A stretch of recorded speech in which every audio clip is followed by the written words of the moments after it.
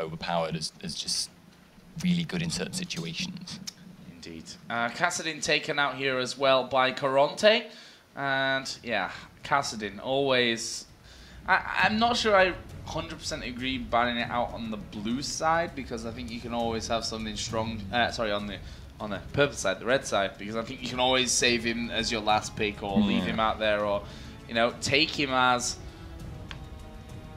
or if he gets first pick by the blue side, okay, then you can just pick up a counter at some point. Yeah, it does kind of restrict your options though, because it means you can't, if you've got something, say you've got a composition with a mid lane in mind, for instance Orianna, then you can't safely pick that up. You can't say, well, we're definitely going to be able to run that safely because we know Kassadin's out of the picture, which is what they can now do if that's what they want. I don't think Teemo will be the pick here. It's not impossible, and it wouldn't be the first time we'd seen a team that didn't have much hope of progressing play Teemo, shall we say. Are you calling out TCM on this, or what? TCM? Sorry, TSM. Oops. I couldn't possibly say. You're going to get hated now for that. I'm not calling out. I don't have any problem with it. It's just, it wouldn't be the first time to be done. Well, also in GPL, Singapore Sentinels play Teemo as AD carry, so let's not count it out of this one just yet. Yeah. He's not been picked in that round anyway. But Renekton and Jarvan were picked up here for Karont3. We've seen Renekton time and time again, almost bored of saying it by now, how it actually goes for him. I mean, super ridiculously strong across the board, really. Yeah, Renekton is the generalist top laner. You play him against anything and he works. You play him in a 2v1 lane and he works. You play him mid lane because you're mad and he works there too.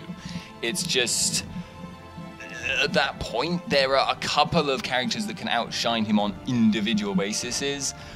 Stuff like Shyvana. She can just straight up outfight him one-on-one, but, you know, not surprised to see that pick up. But Mundo, very, very popular at the moment, very, very strong indeed. Nidalee, however, has not been seen very much. She was nerfed relatively recently, but she is very, very strong at the moment. Does signal, to me at least, poke Siege, because all three of those champions have high damage, long-range nukes to poke with.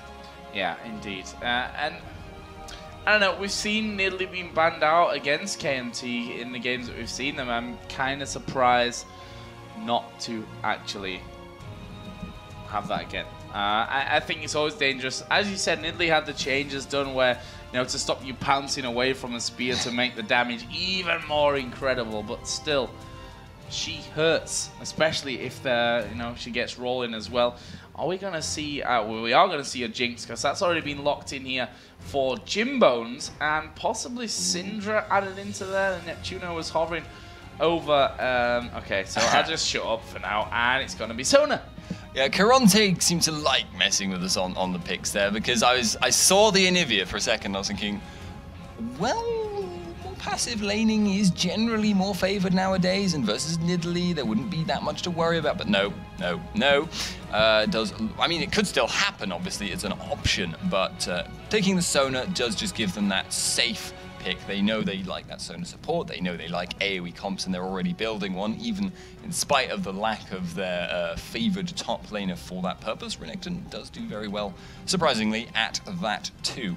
However, running Jinx on that does mean they're a little bit looking to kind of get some siege potential there, but that doesn't seem particularly wise if you're up against an opposing team that seems to be almost exclusively built to poke and siege.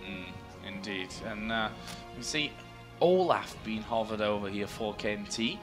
No support up until now, but that will be changed here. Looks like Vander is going to get to lock in what he wants, and that will be a Fiddlesticks that they decide with. And again, you know, the likes of Dark Wind, which spreads throughout your team as you're trying to siege up against. You know, the likes of Caitlyn with the axes from Olaf and the spears from Nidalee, always a real pain. Yeah, getting Fiddlesticks Caitlyn is a really good windfall for them, because they are building a siege poke comp. A dark windfall for them indeed. Thank you, Freak. They are able now essentially to not only siege, go very close to towers, poke them down with the Caitlyn damage, but if Karont3 trying to engage upon them, they're going to have to contend with the Fiddlesticks' fear, and that makes life very, very difficult. It's also even more disruptive because Dark Winding, while while they're in that siege situation, makes it very fiddly and difficult to engage because it messes up the timing on various engagement abilities. It can really, really mess with people. Well, the final pick here for Karont3, for Neptuno in particular, is going to be Lissandra. Oh, okay, Lissandra does kind of fit with the theme here. AoE engage. That's basically what they are going for with their entire team composition. If that doesn't work for them, if they are unable to make those engages happen, they could have some serious problems though, and if they fall too far behind, they're going to have to contend with being kited backwards when they try and engage and that not working, but also having no recourse when they're being sieged in. I'm allergic to Lissandra, apparently. Quite severely allergic. Yes, I'm just going to keel over and die at this point. I need Soraka to come in and heal me up. But no. Exactly. I don't think there's any puns. No, there. None there. Joe. You should let it be. But we are going to be moving. says you. Yeah. with Dark Windfall and all that great stuff. Yeah, we are going to be getting into the game. Of course, we have a 3-minute delay on this one, which basically gives us a little bit of time to let you guys know how you can get involved with the whole promotion thing. We still have tickets available for in North America and in Europe, so you can find those if you want to come and watch those games over at lolesports.com. They're really cheap anyway, so I can recommend that for sure. Yeah, well, you have probably got more experience than most of our viewers at being at these events. That's definitely a possibility, but I won't actually be there, which is a sad thing for me. Oh. No, my parents are actually visiting me in Cologne for the first time in 5 years, so they're finally getting around to that one. So fortunately not going to be there. But, you know, we've got plenty of other guys who are pretty good at commentating. Are you sure you don't have any slots open? I'm not sure about that one. That sucks. Shut down. But yeah, we are in the delay period, so we're going to get into this one. As you said, an important game in terms of more to do with KMT, I'd say, because they're 1-for-1 because of this match, which should have been the 4th match of day 1. Turns out to be the 3rd game of day 3, actually, after all the rescheduling that we've done. But it's going to give KMT now the chance to be catching up in terms of games played. After this, they've got to play the Copenhagen Wolves. And after that, they finish off against TCM. So actually, this is a must-win game for them if they're to progress. Yeah, they are now in a situation, if they can win this game, it puts them on a decent footing, essentially roughly equal with TCM. Playing against Copenhagen Wolves, though, they may almost want, like, I don't mean to brag on Copenhagen Wolves' behalf here, but it may almost be worth more for KMT to focus more on their other games and just accept that Copenhagen Wolves are an extremely good team. I don't want to say, you know, give up, but, you know, planning is valuable, and you only have so much time. It is, but at the same time, if the Wolves are feeling, you know, we're already qualified for this one, guys. We can, you know, let off the pedal a little bit. We can basically not show any strategy whatsoever around it. Then there's still a chance to actually take them down. And I think if you go into every game with the mindset of KMT that we can win this one, whether that's against Karont3 right now who are 0-for-3 or the Wolves who are 3-for-0, if you pick up a surprise win along the way there, that's probably going to push them into a position, you know, where they could qualify. I mean, yes, they've got to... If they beat Karont3 and they pull off a surprise win against the Copenhagen Wolves, again, it all comes then down to that final game against TCM. So much riding on that particular matchup. Yeah. I mean, assuming things go the way we would predict them to, that is what is just going to decide absolutely everything. It's possible, though, that situation will not occur, and that game becomes almost irrelevant. For instance, if KMT lose this game and the next game, that puts them, what, pretty much out of it, whatever they do at that point. Well, actually not. That's the funny thing, because it had put them at 1 for 3. And TCM are 2 for 2. So if they still beat TCM, they'd be tied with them. So even if they lose these next 2 games... that would mean they would win as well, because if you have a winning record in a tie against that team, you win, don't you? As far as I know, yes. I think if KMT and TCM are tied, then the winner of that final game will technically go through anyway, even if they're tied up. So there is literally everything riding on that final game. But we've got a lot to come between now and then. I mean, STO, who are 0 for 3, Karont3, who are 0 for 3, they can still get to a 2-3 position in the group.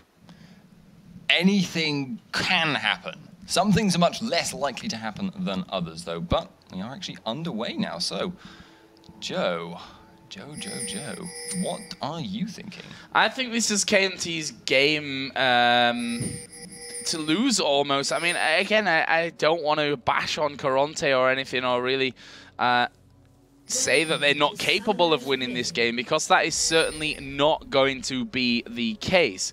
But I think that KMT on paper and form-wise have shown us here that they are the stronger of these two teams. But as such, Karont3 might try and go for something a little bit crazy this game. I mean, they don't have that much to lose. As I said, they still can get through with a 2-3, but chances not huge. Yeah, and Karont3 at this point, they cannot afford for things to go wrong. But at the same time, things can go wrong very, very slowly, and they have an explosive team composition. They get ahead early, they can really, really punish really, really hard just by engaging over and over and over again. They also actually do have pretty decent map control. They just can't let KMT get into the situation where they are split pushing with Zaxus and then having him move down to join up with the team. And they can't allow themselves to get pushed back into a situation where they are behind at a tower, slowly being poked down and unable to make an engage happen. Look at that. That's just going straight in there from that one. A flag coming down from Jarvan, so they know that there's at least a couple of people on that top side. Dragon's going to get forced out of the blue buff area here as well, and KMT basically just shoveling themselves in on the enemy blue buff. They should be able to take this one away. I don't imagine that Dragon will come over and try and stop this one from happening. So it is going to be Jankos that does get himself the enemy blue. The question is now whether they can hold their own, or whether they'll even try for that. Well, they know that there's a 2v1 swap up here. That's why Olaf is actually going for the invade. He knows he has the support if that is what's going to happen. And Overpower has a red buff, by the way. Yeah. Ooh, that's going to make Lissandra's life very difficult at this stage of the game, because Nidalee, normally not a very high damage mid laner at the start of the game, because she's got the red buff, because she's got the level advantage, Lissandra is forced away from the minions, which puts her straight into spear arc range there. That's really, really dangerous for her, and it'll disappear as time goes by, but that actually changes the whole dynamic of the game, because Lissandra normally is going to push Nidalee to her tower and cost her a lot of CS early on. Yeah, that's just overall not a good start here for Karont3, is it? The steal from Overpower's spear, getting him the red buff, which means that Eco didn't get his red. His blue was stolen away. Olaf secured his own blue as well, and now Olaf's going to get his own red. Like, literally the worst start that could have happened, I think, without him dying. Yeah, I think that's actually a pretty fair assessment right now. And, well, KMT, they are getting their momentum going as a result of that. They've also started to put quite a lot of damage on this bottom tower. You can see a massive, massive wave has built up. Mundo, you would actually think, is a weaker tower supporting top laner, but he's not the one where it looks like they're going to be babysitting. Jarvan in bot lane, not actually going to be doing anything himself either because of that poor start. He's normally at this time would have the potential to go for an aggressive gank, but as a result, KMT are able to now just do as much damage as they want without fearing retaliation. Yeah, sat back and soaking up the farm as they go from this one. They're ahead on all fronts, really. The AD carries are tied at this point, so I'll not say that one of those two has an early lead, but Zazas here is going to get the next wave coming up onto him very shortly. And should be able to soak up a bit more of his pressure, but Jimbone's doing a lot of damage to the tower already. Actually, Jankos coming around will just sidestep the zap, which would have slowed him down to a point where he couldn't have got involved there anyway. Yeah, indeed. Jinx, Sona, a lot of damage to come out, and they will push lanes decently by virtue of Jinx being very good at sieging the actual tower, but there's a gank in mid. Yeah, they're going in for Overpower. Actually uses Cleanse and Flash from that one. Neptuno did catch the spear at the end, and, well, it's a good try, and really nothing used for that in terms of flashes. They didn't put the Ignite down and what have you, so they can come back and do that all over again, knowing that Overpower doesn't have a Flash, doesn't have a Cleanse, and it actually looks like Eco is going to try for that. Yeah, but without that Cleanse, he's playing very, very defensively. I would actually say here that was a very smart pickup, though, taking Cleanse on Nidalee, aware of how dangerous the gank situation was. Lissandra can claw in for a gank with pretty much no warning at all, and couple that with Jarvan, with the flag and drag to follow that up, that just becomes so scary to deal with, but they're actually going for a gank on top. Yeah, and this is so scary to get away from. Double slows, axes, and cleavers coming in there. Jimbone's actually trying to get in on towards Jankos right now, but he's got to get through Mundo, who also going very low. Flashing from Jimbone's. I think he might have gone a little bit too deep from this one. He puts the chompers down, but they won't land. And now we see Neptuno headed up towards this top lane. Xaxus had been expecting that. Oh no, he actually wanted to get in there for the ward. Xaxus is going to die to this one, and Neptuno escaping over with the claw.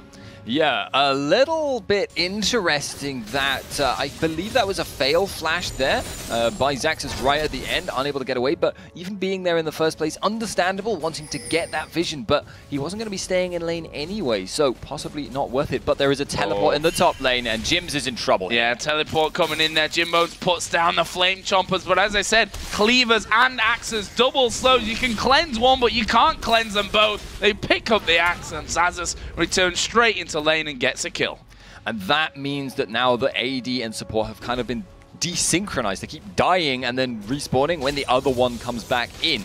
Dying again and then respawning when the other one comes back in. So it's very, very messy, and that means they won't be able to push towers very, very hard. They were already up against it in the tower race because they had a weaker pushing lane. Kaylin is already almost completely taking that bottom tower. Look at the top, though, and that's like nearly half. And there is that tower going down, and yet half HP basically is what's left on the top side of things. Meanwhile, in the middle, we see Neptuno going in on towards Overpowered. He tries to get away. Actually, he's gonna heal, but there's the finisher from Neptuno. Close stuff from Overpower, but and we said it earlier on, using both the cleanse and the flash leaves him very vulnerable, and they exploit that. Yeah, even after level 6, with the amount of lockdown that Karont3 have, it's just an incredibly difficult thing to deal with if you are Overpower. However, with that tower now gone, and with Nidalee now hitting level 6, KMT have the chance now to start applying a lot of map pressure. They're actually going for a blue buff steal here, and I don't think Lissandra knows it, so it doesn't look like they're going to contest it at all. No, but Dragon is next on the menu. That would be the actual Dragon rather than Renekton, who is, of course, Dragon. Not playing Dragon today, though. Interesting. This top turret is going to die, though. Jimbone's actually finishing that one off, gets a speed boost, of course, when he takes that one down, but that's really just the reply from this. In KMT, trading turrets, but taking Dragon at the same time, come out ahead in this one. Yes, indeed. Karont3 are possibly, I mean, they're not falling behind massively at the moment, but they're definitely losing a little bit on that momentum.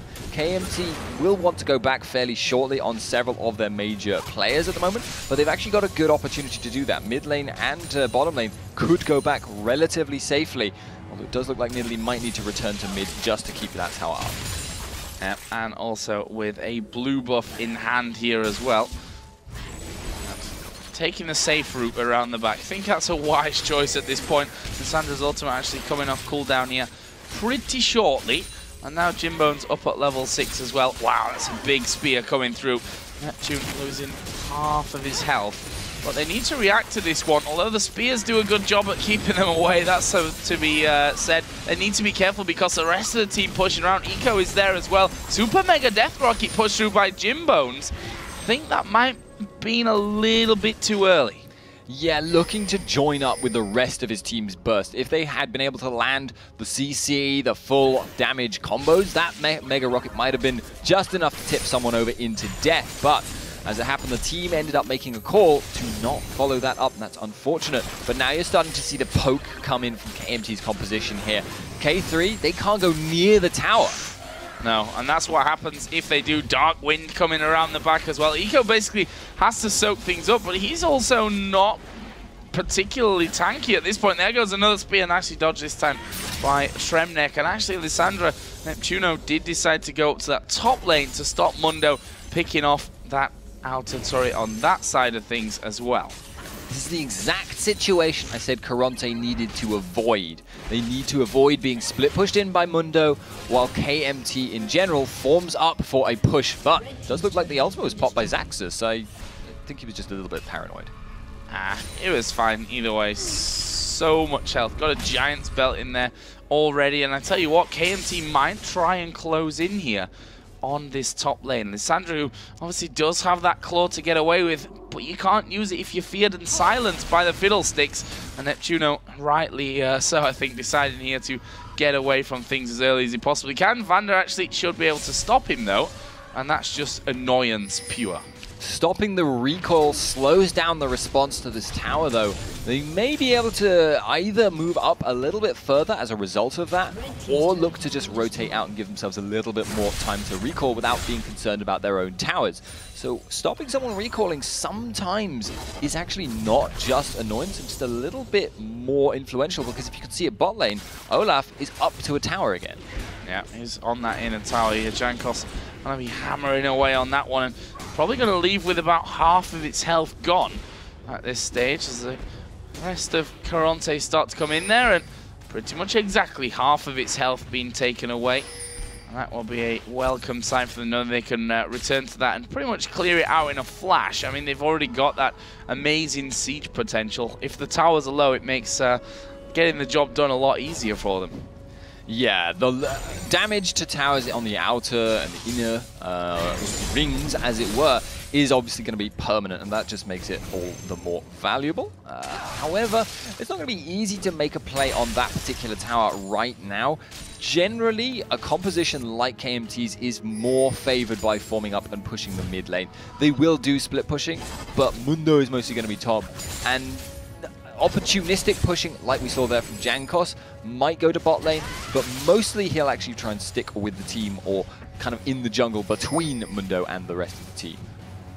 A pink ward actually put down there in the tri-bush, as in the top side there, as Overpower does clear that one out. And with these duos, I say duo, that's obviously Olaf and Fiddlesticks rather than Caitlyn and Fiddlesticks. In this top lane, actually, Xaxus doing a good amount of damage. Dragon actually going to pop here his ultimate, and Xaxus will do exactly the same and just goes charging on away.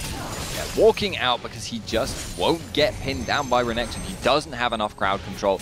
Even if he had like a Phage or a Frozen Mallet, he wouldn't be able to chase down Mundo with ultimate and Burning Agony active. And now Xaxus is actually able to come back in. He's got more sustain, and over time, he will grind down Dragon like this. This is very, very dangerous, though, on the blue buff here. We see that KMT starting to get wards down, and they see 3 men are here.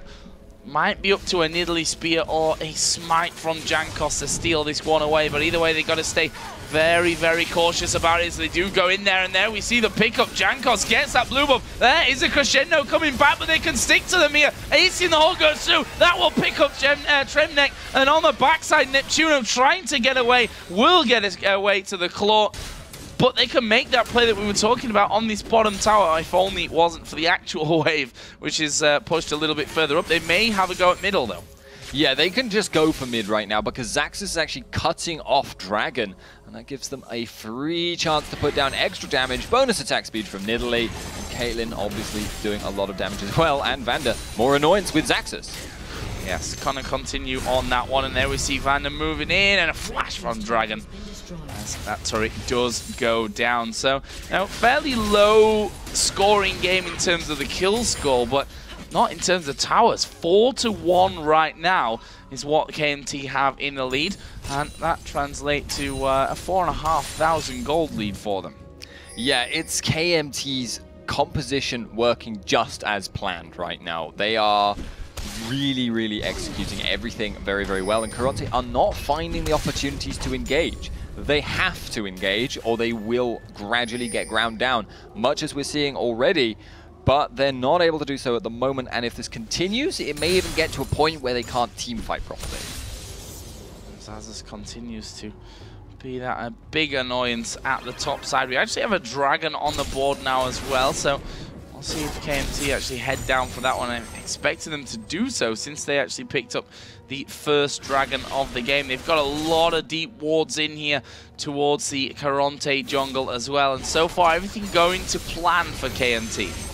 Yep, just as they would want it to be. Xaxus is once again fighting dragon, and these fights go in Xaxus' favor. His ult is much shorter cooldown. Yeah, and Dragon here actually taking a lot of damage. Going to be forced to pop Dominus, and that's exactly what he's trying to bait out of him every single time that he goes up there. And so far, he's certainly managing that. Got that Sunfire cape now in there, and the Dragon does get picked up by Jankos. Yeah, Jankos, it's objective control, and it's being taken to the nth degree here. The composition that KMT are running is sacrificing a lot of their ability to team fight. If they were getting engaged upon, they would be losing the fight, like almost regardless of the player's skill. But they are just constantly keeping Karont3 out of the position they want to be in, and they are just constantly applying pressure, and I don't think at the moment that Karont3 really have an answer to it. Celebrate really racking up the CS here, actually behind Jimbones technically in terms of the farm, but you can see here pushing onto this tower. Jimbones actually alone on that one, and Celeva's got enough damage to finish it off all on his own, tanking up the last hit from it as well. And that is now only this here, sorry, on the upper lane, the top lane. Obviously, is technically the upper lane as well, I suppose. But the inner turret on that top lane is the only one that now stands outside of the base of Karont3. Yeah, it's going to get a little more difficult now for KMT, obviously considering the regeneration of the inhibitor turrets, but it's not very fast regen, and they seem to be proving quite effectively they can force them away. Oh, Neptune trying to force them off of that one, throwing out the claw and making sure that they're aware of that one as Eco using everything there. The Super Mega Death Rocket comes flying by. Celevar actually is a bloodthirster, so he can get back into fights and manage to get himself healed back up as he goes. In fact, he's just doing the raids here to make sure he gets to that point. This upper turret is going to be going down, and now we see Neptuno taking a lot of damage as he dives in, but they've managed to kill off support. Vander is down, and this is a 5v3 now. Celevar needs to get around. They kill off Jankos as well, and I'm now not sure that Celevar needs to be there. He was actually doing the red buff, which he did manage to steal off, but that's a good pickup for Karont3. Good couple of kills. KMT finally making a slip up, and Karont3 really pounced on it. You could see how many flashes were burned there. They were able to make that engagement basically because of Lissandra. And yes, that is really good for them. Yes, that now means that they have an opportunity to start making proactive moves themselves, but they will not have that flash next time. They might have Jarvan, and next time KMT are going to be a little more cautious. They were getting quite overconfident there, pushing that aggressively while Caitlyn was nowhere near. So I noticed 2,600 gold for Overpower before he just recalled. Needs the large rod plus those sorcerer's shoes coming in as well. That makes these spears sting a little, especially if he gets the max range on them as well. But this game definitely not over for Karont3, but they need to start working into positions to, get some of these objectives, because that's where they've been strangled out at this point. Yeah, this isn't a game where they need to play defensively until stuff works out for them late game. Because that just won't happen. Yeah, they will never be better at controlling objectives than KMT, but they need to get control over this game, and they need to start pushing them back. At the moment, though, they just don't seem to have the means, and they have to be very careful about where they go.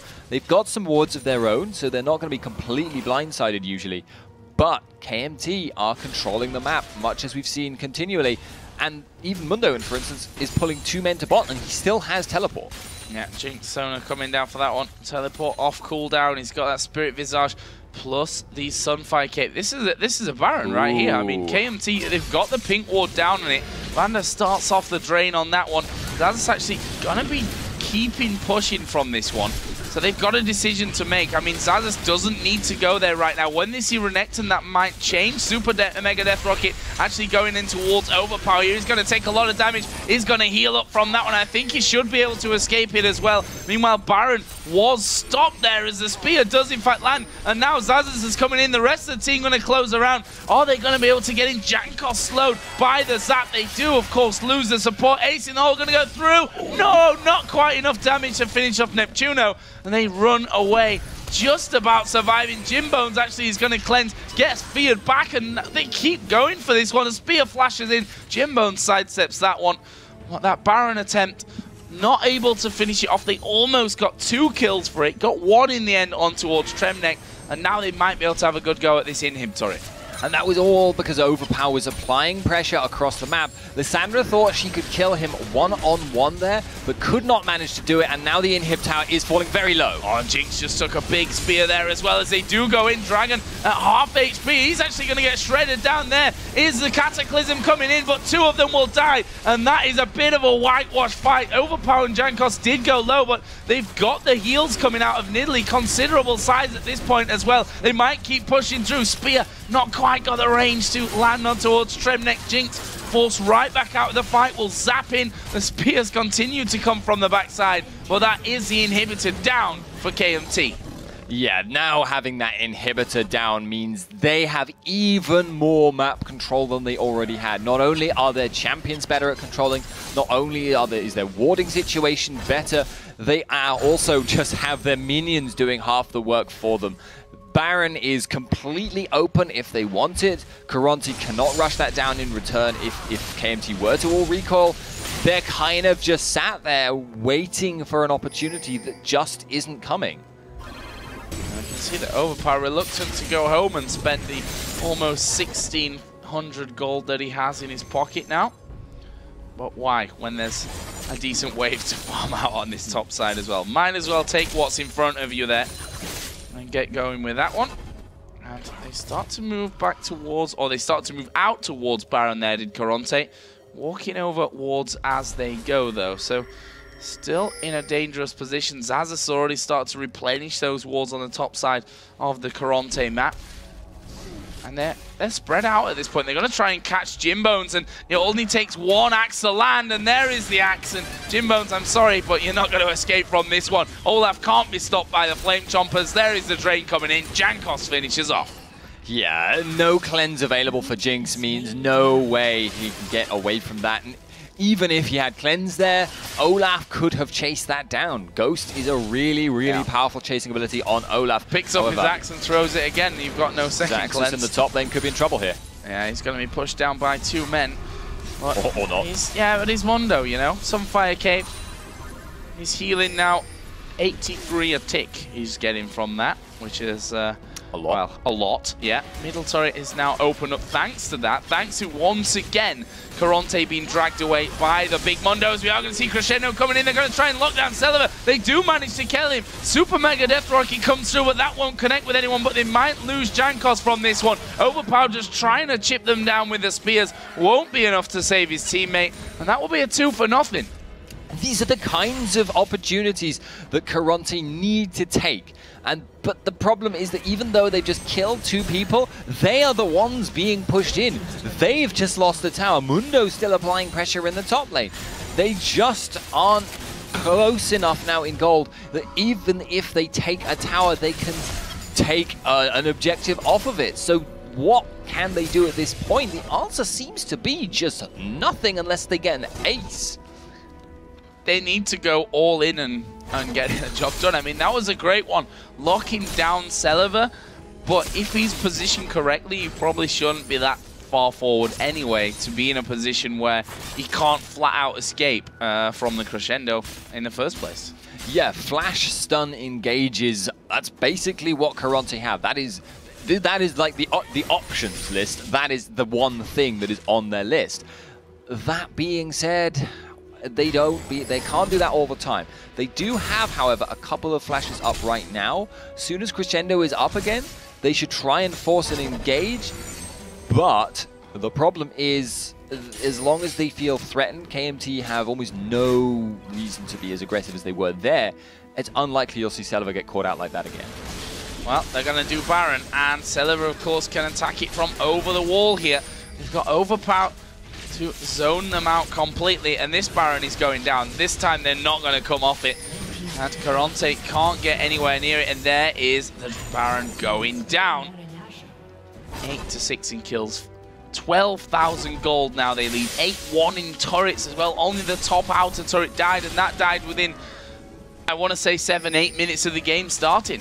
Yeah, Karont3 now looking really, really in a bad spot. Neptuno might die here. Yeah, he's going to get caught out. Ace in the hole going to come through. Oh, well, he uses his ultimate on himself, which keeps him alive for a little while, but not for any longer than that. The inhibitors are now back up, but there's super minions there with him as well. And I tell you what, with Lissandra now down for 30 seconds, they could get both inhibs. If they get one more kill, they might think about trying to end it. Yeah, Xaxus is tanky enough that he can take tank turrets straight up very easily. And I also want to just note, by the way, he's built quite a lot of flat magic penetration here, basically for his cleaver base damage. But it does look like they're going to go for it. Yeah, they're going to go straight in for the fight. Tremnek dying under the tower. Jankos, Xaxus, both so very, very tanky as Jimbone's getting hit here as well from Celiva. The Piltover did land, and there is an axe on Jankos. He's actually flashed back into the fountain, and now Jankos finds himself in a little bit of trouble. Fear comes down onto Dragon, but the rest of the team are hammering away in this whole time on those Nexus turrets, and both of them are going to go down from this one. Dragon has managed to force Xaxus to back away. His ultimate is running at this point, but I think KMT might have been faced off from this for a little while, but with Baron on, they're going to be regenning. They might just come straight back here in a second. Yeah, they've got no... Well, they can.